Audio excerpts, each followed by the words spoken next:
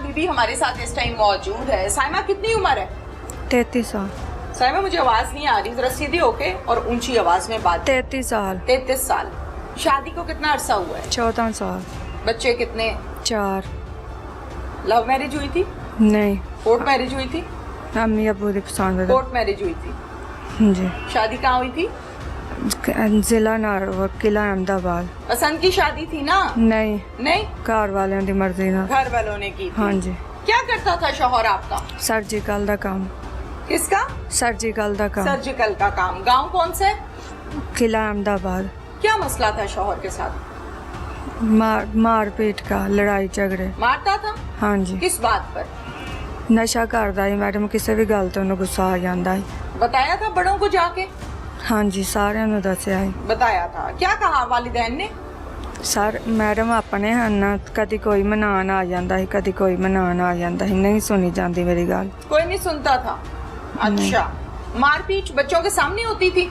बड़ी बेटी के सामने, 11 साल की बेटी है। और बाकी बच्चे कहाँ होते थे?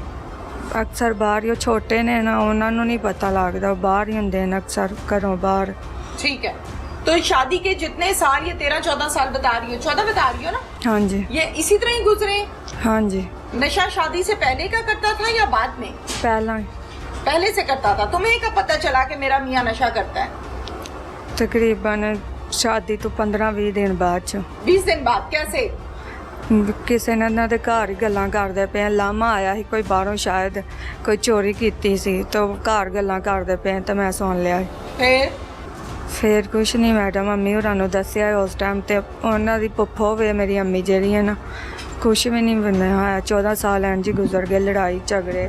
ਅੰਮੀ ਹੋਰਾਂ ਕੋਲ 3-3 ਸਾਲ ਰਹਿ ਕੇ कभी किसी गैर मर्द से बातें की? हाँ जी। किससे? ਇੱਥੋਂ ਦੇ ਹੀ ਨੇ। 3 ਮਹੀਨੇ ਪਹਿਲਾਂ ਹੋਇਆ। 3 महीने पहले की? हाँ जी। कितने आदमियों से? 2। 2 आदमियों से और तीसरा अपना शौहर? हाँ जी। और कोई एट अ टाइम 2 से बातें करती थी? नहीं, काम करती हमें सारा दिन। एक टाइम पे 2 आदमियों से बातें करती थी? हाँ जी। हैं? एक को दूसरे का पता नहीं चला? नहीं। कैसे? क्या कहती थी? मैडम 10-15 दिन तो होया है। वैसे ही मैं बाहर जाना, नंबर ले ऊंची लिया। आवाज में बात करो। चलो। बाहर जानी है, नंबर ले लिया, कार से सब्जी कहाँ लैन जाते हुए जाना। नंबर लिया? बाहर जाने, सब्जी लैन जाना या आना जाना। खुद लिया था? नहीं उन्हें दिता। अच्छा। फिर गल कर ली, बस गल ही की, जिन्नी देर तक गल होई उन्नी देर तक क्या इत्थे आ बातें करती थी? वैसे ही घर दे मसले मसाइल है, किस तरह तेरा शोर कितने वे, किस तरह आई है तू, यही पूछने। और दूसरे से क्या बातें होती थी? मैडम ओदे नाल भी आई। यही बातें होती थी? जी। कितने घंटे की कॉल होती थी? मैडम कोई नहीं, बस 10 या 15 मिनट, क्योंकि सारा दिन काम करना, सुबह 8 बजे जाना, रात को 7। जो तुम्हारे मोबाइल की, मैं तुम्हारी जुबान में तुम्हें बताती हूँ, जो कॉलों की हिस्ट्री है, जैसे हम CDR कहते हैं, वो तो घंटों कॉलें। नहीं मैडम, वो काम ते जिन्ने से काम ते जाने उन्होंने दे भी फोन आते रहे कितने ने। आदमियों से ताल्लुक थे? 2 नाल ही बस दसिया था। कहाँ पे मुलाकात होती थी? मुलाकात नहीं हुई किते भी। नहीं होती थी? फिर सोच के बताओ। नहीं मैडम। हाँ? नहीं।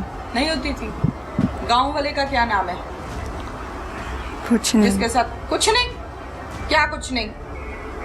वो जो गांव में तुम्हारा मामला था, नाजायज ताल्लुकात थे, उसका नाम क्या है? क्या नाम है? जफर। जफर। जफर शादीशुदा था? हाँ जी। तुम्हें क्या मुसीबत पड़ी हुई थी? इधर से तुम शादीशुदा हो, उधर से जफर शादीशुदा है। कौन सी अनोखी चीज जफर में तुम्हें नजर आती थी? कितना अरसा उसके साथ ताल्लुकात निभाए हैं? 1 महीना। 1 महीना? फिर बंदा चेंज कर लिया? नहीं मैडम। फिर क्या किया?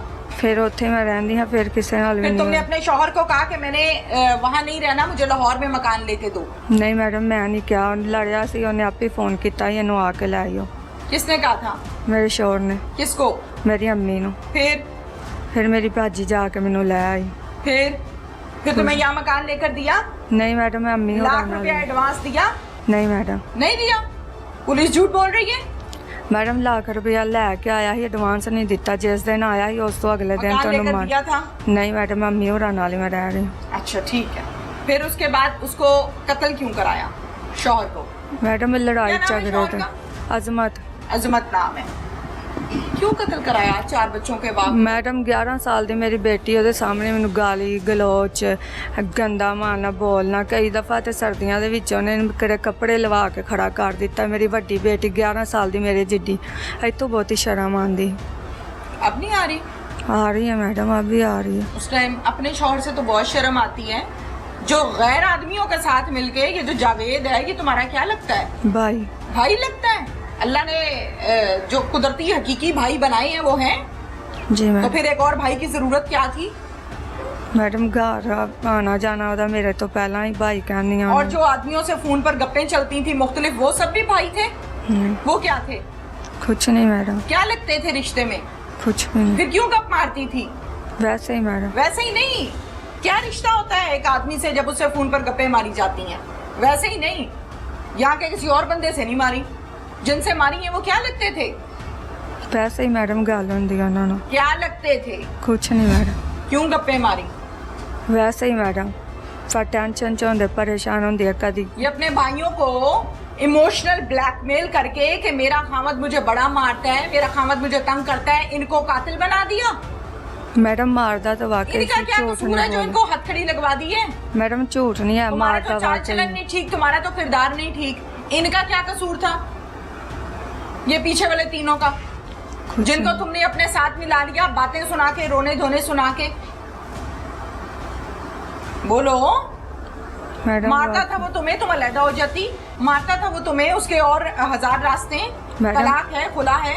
मैडम खुला का पता नहीं, तलाक वालों क्या ही नहीं ये देना। किसने बताया था? खुला का तुम्हें नहीं पता? ये पता है तुम्हें कत्ल कैसे करना है खामद को अपने? अल्लाह माफ करे, उसके पेट पे बैठ रही हो तुम कि अच्छी तरह मर जाएगा तो उठूंगी मैं। तो तुम्हें डर नहीं लगा? तुम औरत हो, औरतें तो घबरा जाती हैं देख के ऐसी हालत में। तुम्हें नहीं खौफ आया कि इसके साथ मैंने 4 बच्चे पैदा किए हैं, पता नहीं कितने खाने बैठ के इकट्ठे खाए हैं, पता नहीं कितने दर्द, कितने दुख, कितनी तकलीफें इकट्ठे एक कमरे में बैठ के सही होंगी, ज्यादा नहीं तो थोड़ी सही तो होंगी। ये भी आपसे बात कर रही हूँ मैं, मेरी बातों का जवाब दो मुझे। मैडम गुनाह हो गया, बस पछतान दा हुन फायदा कोई नहीं, पछतावा बहुत है, नहीं होना कैसे चाहिए। कत्ल किया था खामद को? तरीकाकार बता दो। मैं छुरी नाल मैडम।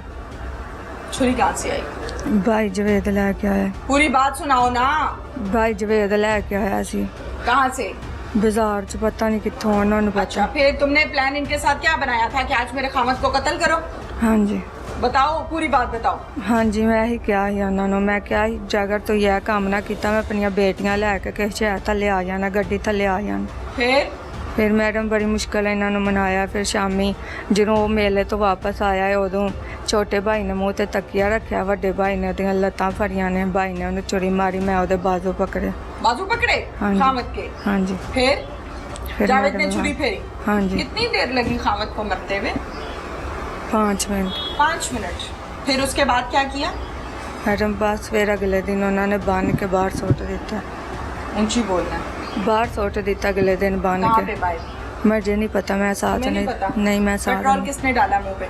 छोटे भाई। बता क्यों नहीं रही?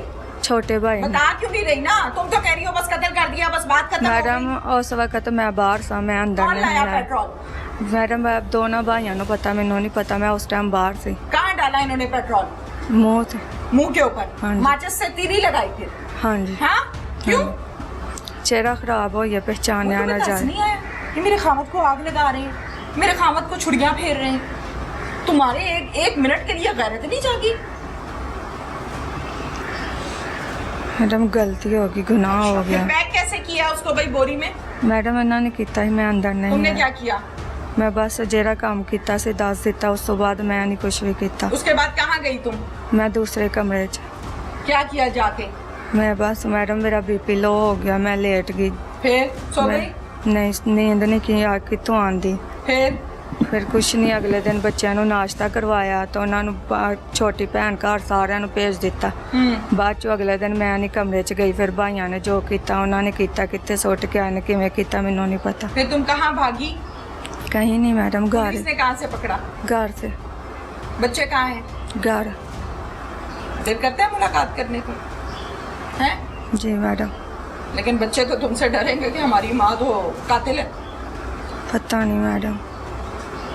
ऐसे अंजाम का नहीं उधर चल। पता।